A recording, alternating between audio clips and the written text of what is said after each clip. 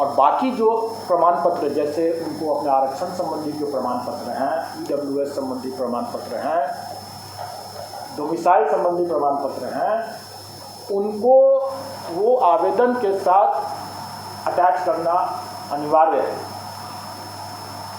ये नहीं होगा कि हम बाद में हम दे देंगे, अभी हमारे पास नहीं है, अब डिक्लेयर कर देते हैं लोग और बाद में बोलते हैं कि हम ला रहे हैं नहीं ला रहे हैं।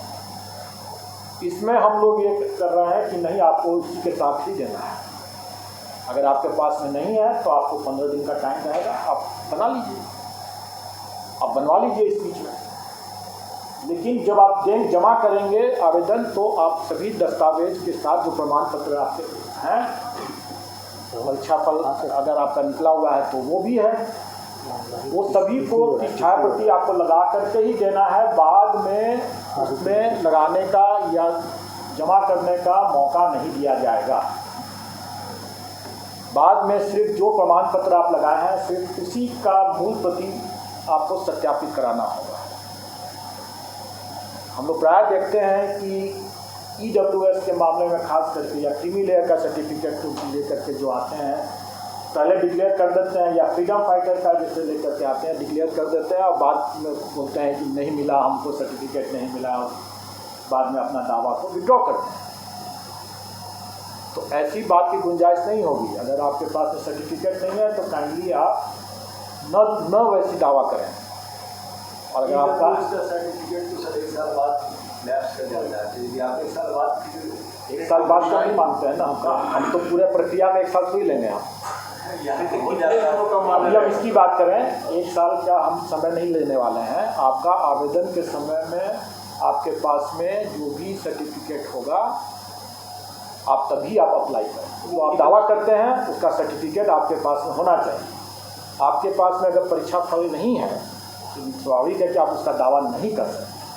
तब आपको आपके पास संभावित परीक्षा होने वाली है, या आप ये घोषणा आपको देना होगा कि अगर आपने परीक्षा दे दिया है और आपके पास में सर्टिफिकेट अभी नहीं मिला है, प्रमाण पत्र, तो आपको ये अंडरटेकिंग देना होगा कि आपने परीक्षा दे दिया है या परीक्षा होने वाली है और आप उसमें देने वाले हैं, और आप समय पर आप जो माना जाएगा कि सत्यापन के समय में आप मूल दस्तावेज दे पाएंगे, अन्यथा आपकी पात्रता नहीं मानी जाएगी, स्वीकार नहीं की जाएगी। ये चीज़ उनको देना होगा अंडरटेकिंग। इसमें रिजर्वेशन और डोमिसाइल कितना पुराना चलेगा? देखिए, रिजर्वेशन की बात जो है, आरक्षण तो अगर EWS से उन्होंने वही दिया कि 1 साल का है, लेकिन अगर दूसरे जो वर्टिकल रिजर्वेशन कहते हैं, जाति आधारित जो आरक्षण है, उसमें मैं समझता हूँ कि डेट का तो कोई है NCLC जो क्रीमी लेयर का अलग जो क्रीमी लेयर रहता है वो करंट होना चाहिए। और ये जो EWS का बोले हैं वो फाइनेंशियल ईयर के लिए, फाइनेंशियल ईयर का उसमें रहता है, तो जिस ईयर में आप अप्लाई कर रहे हैं उसका तो होना ही चाहिए। ये दोनों चीज़ है। लेकिन मान लीजिए रिजर्व कैटेगरी में SC ST के लिए कोई बात नहीं है। SC के लिए एक बार है कि उसके साथ रेसिडेंशियल होता है। EWS वाले को सर जैसे वो देंगे तो 2023-24 का देंगे ना, 22-23 का देंगे, 22-23 का देंगे, 22-23 का देंगे। OBC किसी का क्या होगा, उसका करंट होना चाहिए, करंट होना चाहिए। और इसके लिए हम लोग मौका दे रहे हैं, और इसलिए हम कह रहे हैं कि आपको विज्ञापन निकालें, विज्ञापन में आप पढ़ लें सब लोग अपना, और जिनको जो प्रमाण पत्र नहीं है उनके पास में, तो ये इस दरमियान वो इकट्ठा कर लें। और इसीलिए हम उन लोगों को टाइम भी दे रहे हैं, और इस बीच में मेरा ऑनलाइन सिस्टम भी तैयार हो जाएगा, तो वो हम बताएंगे आपको। हम मान के चलते हैं कि हम लोग करीब 2 सप्ताह का टाइम उनको दे सकते हैं, और भी आज उसके बाद आवेदन जमा करने में भी उसको कुछ टाइम मिलेगा, तो 2 से 3 सप्ताह का हम लोग आवेदन जमा करने का भी समय देंगे। कहने का ये मतलब है कि वो भी अपना कमर कस करके तैयारी भी करें, पढ़ाई भी करें, और अपने जितने प्रमाण पत्र हैं उसकी व्यवस्था भी कर लें, ताकि जब वो अप्लाई करें तो उनके पास में सभी डॉक्यूमेंट रहे उस समय, बाद में दौड़ धूप करने की जरूरत न पड़े, और बाद में वो कठिनाई न हो। अब रही बात की ये नेगेटिव मार्किंग की जो बात आपने जो किया, एक मिनट इसमें सब कंफर्म होना चाह रहे हैं कि 1 जून तक अधिसूचना जारी कर देंगे। हाँ, उससे पहले ही हो जाएगा। हाँ, और रजिस्ट्रेशन जो है इसके 2 सप्ताह के बाद 15 जून हम ऑनलाइन और देखिए रजिस्ट्रेशन और आवेदन हम लोग पहले जो अलग अलग तिथि पर करते थे वो हम लोग अलग अलग तिथि पर नहीं करेंगे, एक साथ करेंगे। तो ये 15 जून के आसपास तब तक लोग भी अपनी तैयारी कर रहे हैं, हम भी अपनी तैयारी करेंगे और अभ्यर्थी भी अपनी तैयारी कर लें और प्रमाण पत्र सब इकट्ठा कर लें। अब रही बात की एक और पॉइंट है आरक्षण से ही संबंधित कि नियमावली में ही दिया हुआ है कि महिलाओं के लिए जो प्राथमिक विद्यालय के मामले में प्राइमरी स्कूल में वो 50% आरक्षण महिलाओं, और उसका वैसे भी पूरा जो ब्रेकअप है जो पद की जो ठीक है रोस्टर वाइज आरक्षण प्रतिवाद वो भी हम लोग वेबसाइट पर डाल देंगे और उसमें भी लोग देख सकते हैं कि किस विषय में किस कैटेगरी आरक्षण प्रतिवाद सब देख सकते हैं। कुछ जो छूट जितनी तरह की छूट है वो विज्ञापन में आप पढ़ लेंगे, जैसे विषय के हिसाब से भी, जैसे कंप्यूटर के मामले में भी लोगों की जिज्ञासा थी और कितना प्राप्तांक क्या है वो सारा डिटेल्स जो है वो आपको विज्ञापन में मिल जाएगा। सर कंप्यूटर के मामले में जो एमसीए वाले लोग हैं उनका कहना है आपको उसमें जितना भी डिटेल्स है उसमें इतने ढेर सारे, अगर मैं उसी की परीक्षा ले लूँ अगर तो शायद उसमें भी हम लोग भी फेल कर जाएंगे, क्योंकि इतने ढेर सारे उसमें है पॉइंट्स और यही कारण था कि थोड़ा टाइम भी लग रहा था। स्वाभाविक है, इतने ढेर सारे कंडीशंस हैं और इतने वैरायटी इतने ज़्यादा हैं कि ये इसको समझना, एक बार में समझना और एक बार में समझ करके उसको लिखना, डालना कंडीशंस को और उसके हिसाब से सॉफ्टवेयर को ही बनाना है मुश्किल बात, लेकिन समय लगा, देर आए दुरुस्त आए वाली बात है, तो अभी हम लोग तैयार हैं। अब रही बात की ये कट ऑफ, ये आपने कहा नेगेटिव मार्किंग, इस पर भी लोगों ने बहुत चर्चा किया कि मतांतर है, ऐसा कोई मतांतर नहीं है, किसी भी बिंदु पर कोई मतांतर नहीं, और सबकी सहमति से और अपने अपने क्षेत्राधिकार से, जिसको जो क्षेत्राधिकार है विभाग का, आयोग का जो क्षेत्राधिकार है, उसके उन सीमाओं में रहते हुए और आपस में विचार विमर्श के बाद ही कोई निर्णय लिया जाता है, तो इसमें नेगेटिव मार्किंग मेन पेपर में नेगेटिव मार्किंग है। सर ऑप्शन आउट रहेगा सर, 4 में 1 रहेगा सर, 4 डॉक्यूमेंट। उसके बारे में जब हम भी जब क्लियर हो जाएंगे तो आप बता देंगे राइट, क्योंकि कुछ बातें ऐसी हैं जो कि समय आने पर जरूर बता दिया जाए और कैंडिडेट्स को हम लोग एग्जामिनेशन देने के पहले उनको जरूर बता देंगे, लेकिन उससे आप ये ऑप्शन सोचें कि उससे क्या हमारे परीक्षा की तैयारी में कोई अंतर आएगा क्या? हम 4 लें ऑप्शन दें, 5 ऑप्शन दें, इससे क्या फर्क पड़ता है? परीक्षा की तैयारी तो आदमी को ईमानदारी से अपना करते ही रहना है ना, और नेगेटिव मार्किंग है तो मैं समझता हूँ कि थोड़ी सी सीरियसनेस तो ऐसे ही आ जाएगा। इससे पूर्व जो एग्जाम हुआ था वो जो है उसको लोग तरह से मूल्यांकन करते हैं, मास्टर की परीक्षा जो नेगेटिव का परिणाम और इसके परिणाम लोग तुलना का आम को अमरूद के साथ मत तुलना करें। आप हेडमास्टर जो थे वो क्या सरकारी शिक्षक थे या नहीं थे? उसके जो अभ्यर्थी थे वो सरकारी शिक्षक थे कि नहीं थे? और वर्तमान के जो इस मामले में जो अभ्यर्थी हैं वो सरकारी हैं कि नहीं हैं? क्या हो रहा है? तो आम और अमरूद को आप कैसे आप बराबर करके चलते हैं? और जिसको भी आप आम समझिए, जिसको भी अमरूद समझिए, लेकिन आप अपनी विवेक से अपना इस्तेमाल कर सकते हैं। उसकी तुलना और उसमें अभ्यर्थियों के तैयारी की तुलना इससे मत करें। ये भिन्न परीक्षा है, वो भिन्न परीक्षा थी, उसके भिन्न अभ्यर्थी थे, उनका बैकग्राउंड डिफरेंट था, उनका स्टेटस डिफरेंट था, इनका स्टेटस डिफरेंट है, इनका बैकग्राउंड डिफरेंट है, ठीक है। इसमें सर तो दोनों को एक ही साथ जैसे नियोजित शिक्षक है और जो सरकारी कोई नहीं है।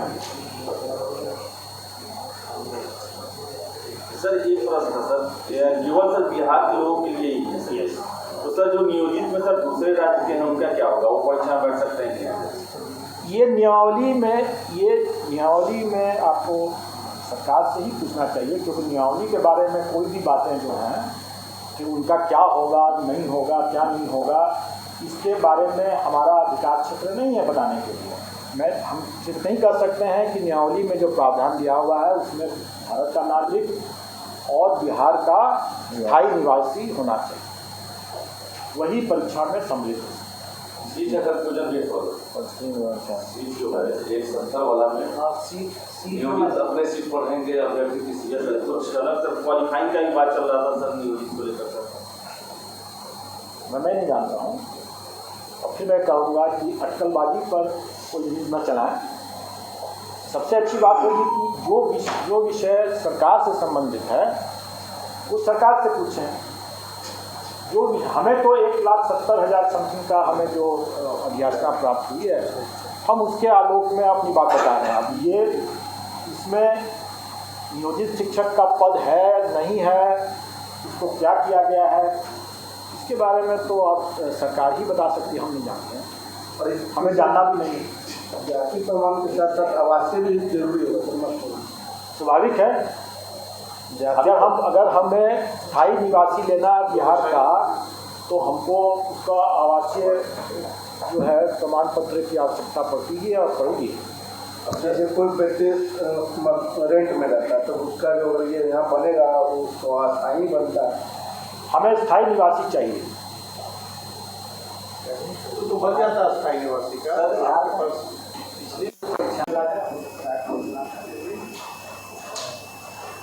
ये इस पहले चरण में तो आप निश्चित रूप से मान के चलें, एक उनका दृष्टिकोण में आपको देखेंगे जरूर समय तक आपको जानकारी है।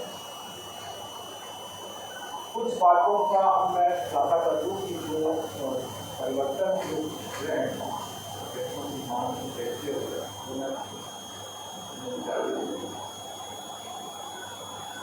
एक ही जो सिलेबस के संबंध में जो बाबा लोगों की चर्चा होती रही है, सिलेबस का विस्तार किया गया है, सिलेबस का विस्तार करने की कोई आवश्यकता नहीं, लेकिन एक चीज हम लोगों ने जरूर इस पर गौर कर दिया है कि प्राइमरी प्राथमिक विद्यालय के अध्यापकों के लिए जो सिलेबस है वो वही सिलेबस है जो हमारा फंडामेंटली हम लोग कर रहे हैं कि जो पढ़ाते हैं वही सिलेबस, जो बच्चों का सिलेबस है वही सिलेबस है। और उसी वो हम स्पष्ट कर रहे हैं कि प्राथमिक विद्यालय के लिए जो SCRT का जो सिलेबस है, सिलेबस है वही राज्य सरकार का सिलेबस है, वही राज्य के विद्यालयों में लागू है और वही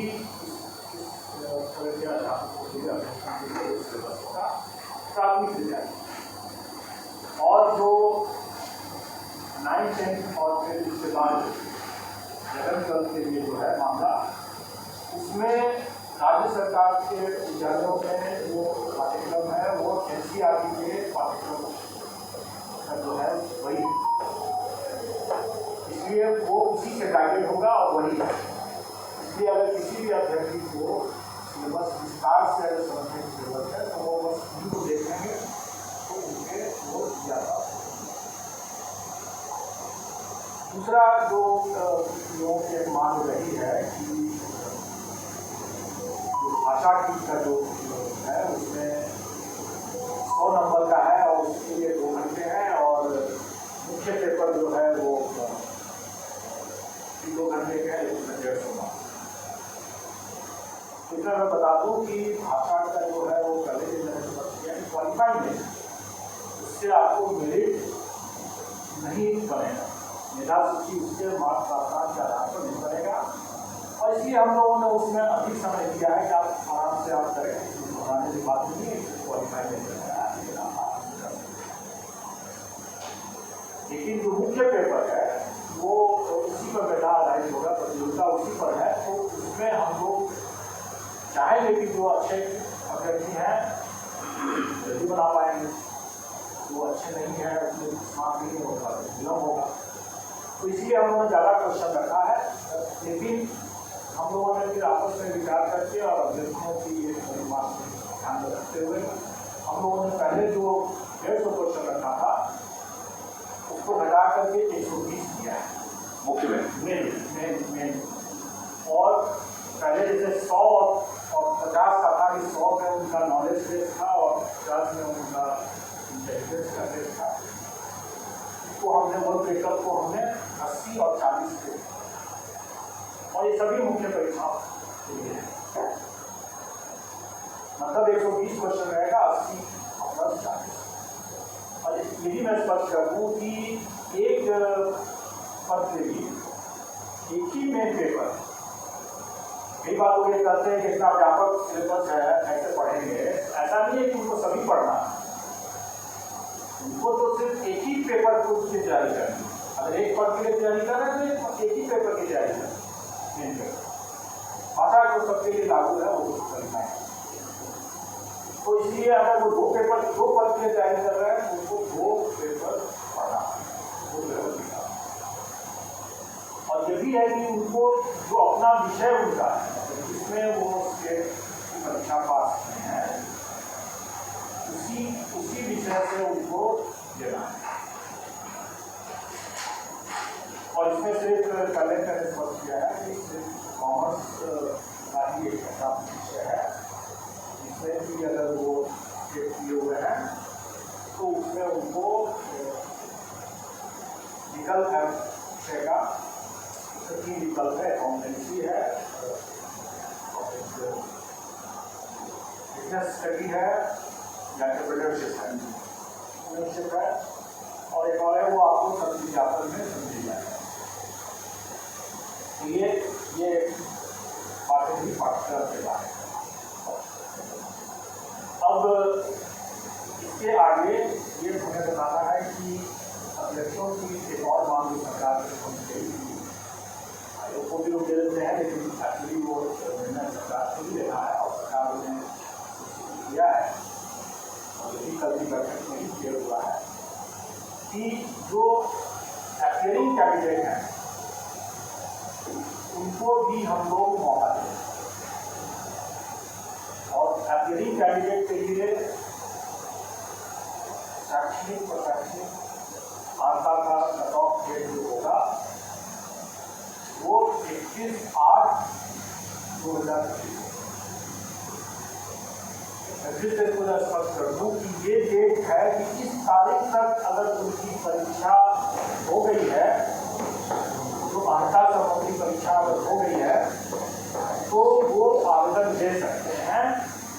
उनका परीक्षा फल बाद में भी निकले कोई हर्ज नहीं है, उनको हम लोग भाग लेने का भाग लेने का मौका दिया जाए। ये बिंदु लोग डिमांड करते रहे हैं। कौन पर किसी को अभी भी अगर कोई समस्या है तो पूछ रहे हैं। 21 अगस्त 2023 परीक्षा हो जानी चाहिए। और ये जो तारीख तक परीक्षा में उसको हो जानी है तो वो भाग ले सकते हैं। ये तो वो छात्र जब भी आएगा तब आएगा। ये वो छात्रों ने जो टेट क्वालिफाई किए होंगे ना सर, जो भी अर्हता संबंधी परीक्षा है, अगर वो उनका पेंडिंग है, या तो परीक्षा नहीं हुई है या परीक्षा फल उसको नहीं मिला है, तो दोनों ही स्थिति में वो भाग ले सकेंगे बशर्ते इस तारीख तक उनकी वो परीक्षा संपन्न हो जाए। वो तो ये समिति और डेट जिसका होगा सर कई कॉम्बिनेशन हो सकते हैं, उसको आप उस कॉम्बिनेशन की बात आप मत सोच करें। उसके लिए कुछ लाभ होगा, उसके लिए कुछ और लाभ होगा, कुछ और बातें होंगी। मैंने आपको विस्तार से ये बता दिया कि जो भी अर्हता संबंधी परीक्षा उनको देनी है, अगर वो परीक्षा 31/8/2023 तक संपन्न हो जाए या वो पहले संपन्न हो चुका है और उसका परीक्षा फल नहीं हुआ है तो भी वो दे सकते हैं। और परीक्षा फल इनको बाद में निकलता है तो भी वो दे सकते हैं, क्योंकि हम लोग जब उनका डॉक्यूमेंट वेरिफिकेशन उसके आधारों के प्रमाण पत्रों के सत्यापन के लिए जब उनको आमंत्रित करेंगे तब उस समय उन्हें उस परीक्षा में का एडमिट कार्ड उसमें होता है कि हम इसी तरह से एक्टिव हो रहे हैं, उसका एडमिट कार्ड दिखाना होगा और फिर उस समय उसका परीक्षा फल भी दिखाना होगा जब हम डॉक्यूमेंट वेरिफिकेशन के लिए उनको दिखाएंगे। सर यहाँ पे एक सवाल है, ये जो आप 31/8 कई जगह बीएड वाले बीएड या डीएड का वो बच्चे जो सेंट्रल गवर्नमेंट का क्वालिफाई होता है उसके लिए या सभी बीएड के लिए होता है? क्या कहा मैंने कहा कि अर्हता संबंधी कोई भी परीक्षा उनको, लेकिन ये नहीं होना हो सकता है कि अगर इस सर्टिफिकेट के बाद वाली परीक्षा में भी अगर वो बाद में अगर कोई परीक्षा होने जा रही है, अगले साल कोई परीक्षा होने जा रही है, तो आज का डिक्लेरेशन दे करके वो क्लियर हो जाए, वैसा नहीं होगा। क्योंकि उसके लिए हम लोग और भी हम लोग उसको वचनबद्धता लेंगे, और अगर उसमें अगर पाते हैं कि नहीं उसमें एडमिट कार्ड उसके पास में नहीं है उस तरह की परीक्षा, तो फिर हम लोग उसको ब्लैकलिस्ट वगैरह करने की, गलत बयानी के लिए ब्लैकलिस्ट करने की बात करेंगे। जो परीक्षा 31/8/2023 तक संभावित है, वैसे ही मामलों में, और उनका अगर उसमें कोई परीक्षा अगर रुका हुआ है या परीक्षा फल रुका हुआ है तो वो अप्लाई कर सकते हैं। उसमें सर इसका जो सवाल था, इसका सवाल ये था कि बीएड या सीटेट, जो सीटेट मान लीजिए कि सीटेट भी लंबित है, 31 अगस्त तक हो गया सीटेट, तो वो भी अप्लाई कर सकते हैं। एग्जैक्टली कहा ना कि हर तरह की वो परीक्षा में वो दे सकते हैं, बशर्ते कि वो परीक्षा आयोजित तो हो। अगर मान लीजिए उसने अभी तक न सीटेट किया है, न बीटेट किया है, न एसटीटी किया है, और न ही ग्रेजुएशन किया है, और फिर भी वो आकर के कह रहा है कि हमको संभावित है सारी परीक्षा एक साथ हो, इसी बीच में तो अगर वो अगर हो जाता है 100% गुड, इसका लक ये हो गया डीएलएड बीएड सीटेट बीटेट की। मैंने फिर से मैं बता रहा हूँ, कोई भी परीक्षा अगर उसकी संभावित है तभी ना वो उसको उपयोग कर सकेगा, अगर संभावित ही नहीं है तो उसका उपयोग नहीं कर सकेगा। अगर वो संभावित ही नहीं है तो गलत बयानी कैसे कर सकता है वो। अब ये कहने कि अगले साल वो परीक्षा होने वाली है तो उसका दावा आज ही कर लें, वो गलत बात हो जाएगी और वो दावा नहीं कर सकेंगे। और वैसा अगर गलत करते हैं तो फिर वो अपना चांस गंवाएंगे ही नहीं, बल्कि आगे के लिए दीवार हो जाए। ये छूट है उनको एक छूट दिया गया है कि वैसे कैंडिडेट जो कि वाकई में इसका लाभ लेने के लिए योग्य होंगे, मतलब कि उनकी परीक्षा, जैसे बहुत सी परीक्षा जान रहा हूँ कि जैसे बीएड की परीक्षा है, अभी बीएड पटना यूनिवर्सिटी से भी कल हम लोगों ने चर्चा किया कि बीएड की परीक्षा अभी हो गई है शायद, और उसका परीक्षाफल अभी घोषित नहीं हुआ। तो स्वाभाविक है कि ये परीक्षाफल बाद में घोषित अगर होता भी है, चाहे 15 दिन में हो, 1 महीना हो, 2 महीना हो, जब भी हो, हम उनको मौका देंगे। क्योंकि परीक्षा हो गई है संपन्न, तो परीक्षाफल निकलने में अगर विलम्ब भी अगर होता है तो उसके लिए हम उसको दीवार नहीं करेंगे, उसके लिए हम वंचित नहीं करेंगे, हम उनको मौका देंगे। ये कट ऑफ डेट की बात हो गई। अब एक मेरा एक लोगों से ये अनुरोध है कि बहुत बार लोग गलत अटकलबाजी के आधार पर लोग जो समाचार डाल देते हैं उससे थोड़ा परहेज करें।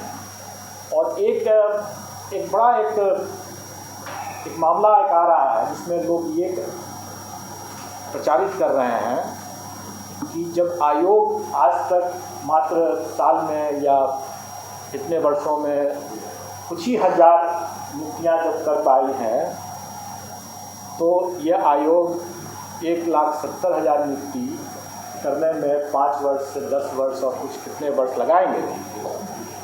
अब मैं ये कहूँ कि अगर हम कंबाइंड सिविल सर्विसेज में करीब 6 लाख अभ्यर्थी भाग लेते हैं और फाइनली सिलेक्शन जो होता है 800, 900, कभी 300 इस तरह से होता है, तो क्या बाकी अभ्यर्थियों का हम मेरिट लिस्ट नहीं बनाते हैं? उनके कॉपीज का या OMR शीट का हम इवैल्यूएशन नहीं करते हैं? हम तो करते ही हैं। हमको अगर 6 लाख लोगों का अगर परीक्षा देगा तो सभी 6 लाख लोगों का हमको OMR शीट का इवैल्यूएशन तो करना ही है। और वैकेंसी जितना रहेगा हम उतना पास ऑन कर देंगे। हम तो सभी 6 लाख का करते ही हैं ना, उसके लिए हम 5 साल तो नहीं लेते हैं। तो इस तरह का जो गलत बयानी जो लोग कर रहे हैं, लोगों को गुमराह कर रहे हैं।